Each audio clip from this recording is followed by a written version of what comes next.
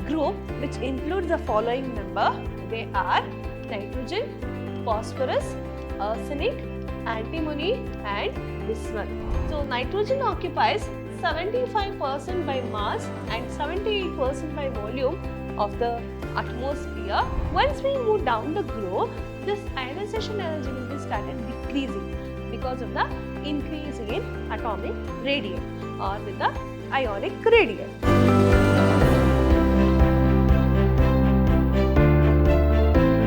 Hello my dear students, a warm welcome you all.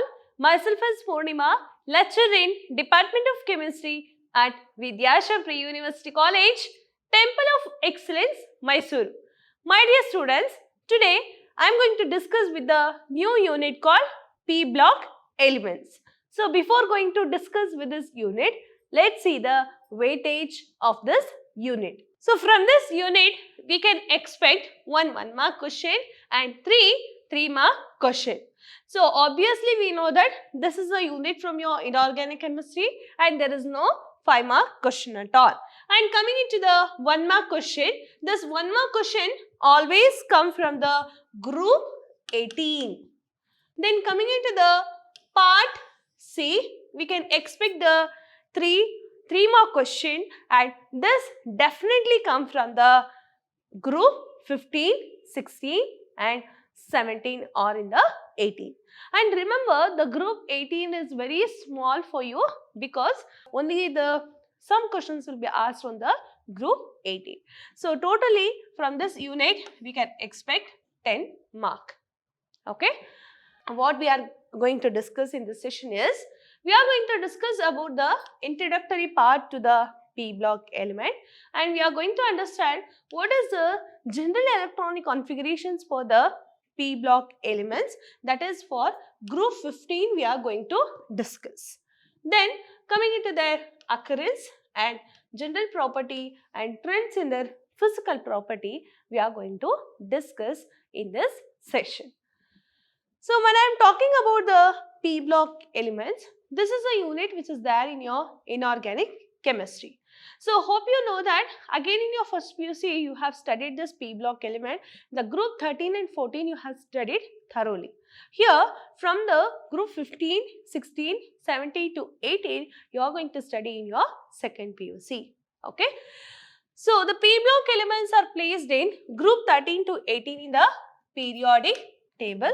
Do you know why they are called as a P block element? Because the last electrons which are entered to the P block, hence it is named as a P block elements, or to the P orbital last electrons will be get entered. Coming into their general electronic configurations, they have a general electronic configurations of NS2, NP, 1 to 6. And this P block elements that include metals, non-metals as well as with a metalloid. And if you see that P block elements, you know, generally the group 15, if you consider, it is known as nitrogen family. And this nitrogen family that include nitrogen, phosphorus, arsenic, antimony and bismuth, all which consists of 5 electrons in their valence shell, and hence these electrons which are entered to the P orbital, hence it is named as what? P block elements. Let's have a look about this P block elements in the modern periodic table. If you see in that modern periodic table, you can clearly understand that the group 13 to group 18, it is known as what? P block. Group 13 to group 18, which is known as what? P block elements, where you already studied about the group 13 and group 14 in your first PUC, and in the second PUC you are going to study more about the group 15, 16, 17 and 18. Okay. So from the group 18 we can expect only few questions that comes in your 1-mark question. Coming into the group 15, already I have told that group 15, which is also known as what? Nitrogen family, and group 16, which is also known as what? Chalcogen, and group 17, which is also known as what? Halogens. Okay, so more about this groups and the elements which comes under this group you are going to study in your second PUC, that is from group 15 to group 18. Okay, and in a P block elements you are going to understand more about the physical and chemical properties of the nitrogen, phosphorus, oxygen and fluorine, chlorine. You are going to study more about this. Coming into the general electronic configurations, already I have told that we are going to study in detail about the group 15, group 16 and group 17. Coming into the group 15 elements, it is also known as what? Nitrogen family. And this group which includes the following member, they are nitrogen, phosphorus, arsenic, antimony and bismuth. And it has a following atomic number. Nitrogen has atomic number 7, phosphorus has atomic number 15, arsenic it has atomic number 33, antimony has 51 as their atomic number and bismuth has 83 as their atomic number.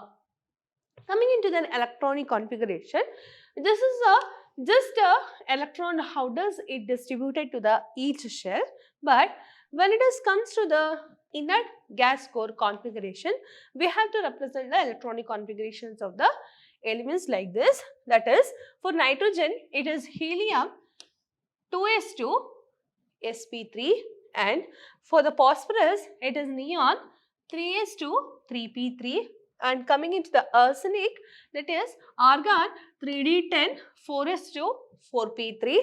Coming into the antimony, that is krypton 4d10 5s2 5p3 and the bismuth xenon 4f 14 5d10 6s2 and 6p3. In all these orbitals, you can see that last electron which are going to enter only for the p orbital. Hence, it is known as what? P block element. Coming into their valence shell electronic configuration. So, in the valence shell, it has a general electronic configuration of NS2 NP3. NS2 NP3. For nitrogen, it is 2s2 2p3. For phosphorus, it is 3s2 3p3. For arsenic, it is 4s2 4p3. Then for antimony, it is 5s2 5p3. For the bismuth, it is 6s2 6p3. In all these elements, you can see that there are 5 electrons which is there in its outermost shell. Okay, hence their valency will become 5. This is a just outer look where it going to show the electronic configurations of the group 15 element. Hope you are understood with this electronic configuration. Coming into their occurrence. So, the group 15 elements, how does it occurs in the nature? Let us understand now.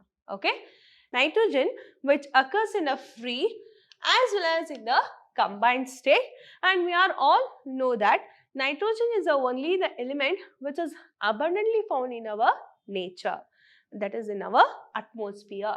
So, nitrogen occupies 75% by mass and 78% by volume of the atmosphere, and in the combined state it is present in the form of nitrates, proteins and amino acid. So, this is the first elements in the periodic table, that is in the nitrogen family. Okay. So, how does the nitrogen will occurs? Either in the free state, either in the combined state. If it is found to be in the free state, it is abundantly found in the atmosphere. Okay. Coming into the phosphorus, it does not occurs in a free nature, but it is essential for both plants and animals. And about 60% of the bones and teeth are made up of calcium phosphate, and it is represented as Ca3 PO4 2 times and CaF2, and it occurs in the form of mineral as a fluoropatite. Okay, that will be represented as Ca9 PO4 6 times CaF2, and phosphorus which also found in the milk as well as in the egg, Coming into other elements which is found in the P block, that is arsenic, antimony and bismuth, which is not abundant but they occurs in the form of sulfide or in the form of oxide. This is how we can easily understand how does this group 15 elements which is found in the nature. Okay, one is nitrogen, which is abundantly found in the atmosphere. Next is phosphorus, which is found in plants and animals, and also it helps in the growth of the teeth and the bones, and also it present in the milk and the egg. Coming into the other members in the group 15, they are not present in the abundant form. They are found in the form of oxides or sulfides. Coming into the general properties of the group 15 elements. So first I'll go with the atomic and ionic radii. We all know that what is a atomic radii, right? So atomic radii, it is nothing but a distance from the center of the nucleus to the outermost shell. So it is a, imagine this is an atom, it is a distance from the center of the circle to the outermost shell. It is known as what? Atomic radii. It is known as what? Atomic radii. What will happen if you study only the group 15 elements as we move down the group? What will happen to the atomic radii? Let us understand now. The covalent and ionic radii increases down the group. There is a appreciable increasing in covalent radii from nitrogen to the phosphorus, and there is a small increase from arsenic to the bismuth due to the presence of completely filled d and f orbitals in the heavy elements. As we move down the group, in the period, what will happen to the atomic radii? It will be get increased. Why it has increases? Because we already studied that once we move down the group in the periodic table, number of shells will be get increased. Once the number of shells which is increased, automatically the distance from the center of the nucleus to the outermost shell, which is also going to be increased. That is why when you are moving down the group, especially in the group 15 elements, atomic radii will be increased, and we can see that there is a gradual increase in atomic radii, nitrogen to phosphorus. And if you see that from the arsenic to bismuth, there is a small increase in atomic radii because the last shell, which is completely filled with the d and f orbitals. Coming into their ionization enthalpy. We all know that ionization enthalpy is nothing but a energy required to remove the last electron which is found in a gaseous atom, right? So it is the energy required to remove the last electron which is there in the valence shell of a gaseous atom. Here, as we move down the group, what will happen to the ionization energy? Let us understand now. It goes on decreases down the group due to the increasing in atomic size. Group 15 elements have higher ionization energy than group 14 elements due to the small size of group 15 elements. And group 15 elements have a higher ionization energy than the group 16 element because of the stable electronic configurations, or that is half-filled p orbital. As we move down the group in the periodic table, I am talking about only the group 15. Okay, why I am not going from left to right in the periodic table? No, we are studying separately about the group 15, group 16, group 17 and group 18 in the P block. That is why we have to consider that group of elements, and we need to understand what are all their general characteristics. What does comes to the ionization energy? Already I have explained that it is nothing but an energy which is required to remove the electron which is there in the valence shell, that is the last electron.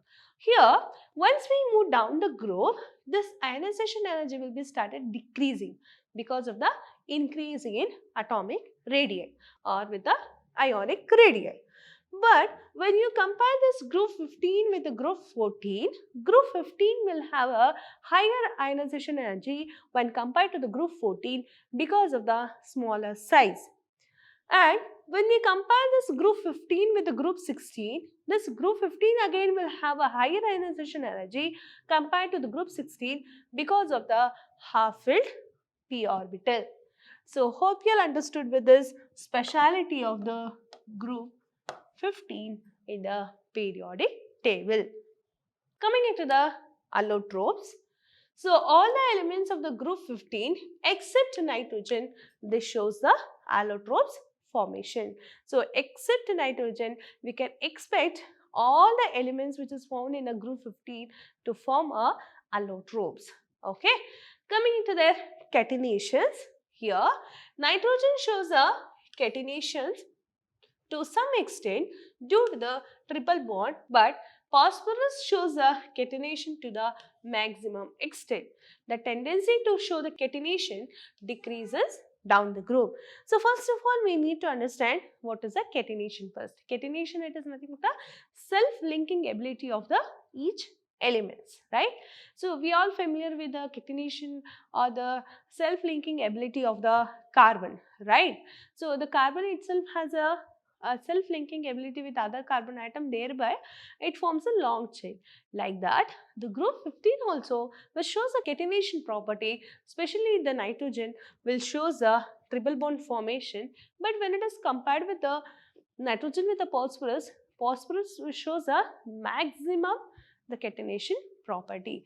But as we move down the group in the periodic table, this catenation property which is also get reduced. Coming into their electronegativity. Electronegativity value in general decreases down the group with increasing in atomic size. So, what is a electronegativity? It is a ability of an element to attract the shared pair of electron towards a covalently bonded molecule, right? That is known as electronegativity. But once we move down the group in the periodic table, what will happen to the electronegativity? It will be started decreasing with increasing in atomic size. As we move down the group, we all know that atomic size will be gone increases. Once it is increasing, automatically, the atom will loses its ability to attract the shared pair of electron towards itself. So, it is going to be decreases with increasing in atomic size. So, this is all about the general properties of the p block element. Coming into the trends in their physical property. Now, we are going to understand how this p block element shows a different physical property. Nitrogen is a gas at room temperature, but while the other elements are solid. So, this is the first trend in the p block element, that is in the group 15, where we can observe that nitrogen which exists in a gaseous state, that is at room temperature, while all other elements are become solid. And metallic characters increases as we move down the group. Nitrogen and phosphorus are the non-metal, arsenic and antimony are the metalloids, and bismuth is a metal. And density will be increases down the group, and melting point which is also get increases down the group, but melting point will be increases up to arsenic, then further will be decreases. So, if you picturize that periodic table once again, you can clearly understand that especially the nitrogen and phosphorus are non-metal.